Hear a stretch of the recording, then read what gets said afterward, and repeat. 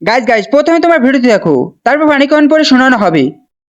China যাচ্ছি, দেখি জয় চায়নার জন্য কি কি প্যাকিং করছে। এটা কিছু নেই মামা, আমার কাছে দেখি না গাইজ, একটা ছেলে মানুষের এত জিনিস কিভাবে লাগে আমি জানি না। বাই দ্য ওয়ে একটা দেখেন মেকআপের ব্যাগ নিয়ে নিছে। মেকআপ ব্যাগ না এটা, তবে এটা কি দেখি। এটা জামা।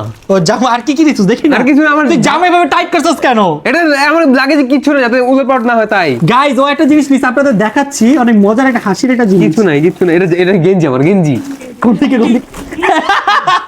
গাইজ দেখেন ছেলে মানুষটা কি ফ্লাওয়ার প্রিন্টের আন্ডারওয়্যার পরে। আমার কথা শুনো, এটা যেন কোনটা একবার আমরা অনেক দূরে গেছিলাম, তারপর ওখানে কি হয়েছিল, তারপর রবিন বলছিল এটা তোমার জন্য নিতে, তাই ওটা তুই আমার জন্য নিতে গিয়ে তুই তো তোর জন্য নিছিস। ওটা রবিনে বলছিলাম আমার জন্য তোর যদি নিতে। লাগে আমার থেকে নিস, আমার কাছে অনেক ভালো ভালো কয়েকটা আছে ব্র্যান্ড নিউ।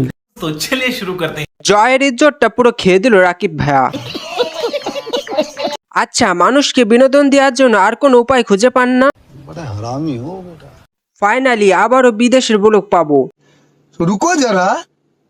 ভাইয়া আপনি তো অনেক জায়গায় যান, তাহলে সাউথ কোরিয়া যান প্লিজ প্লিজ প্লিজ।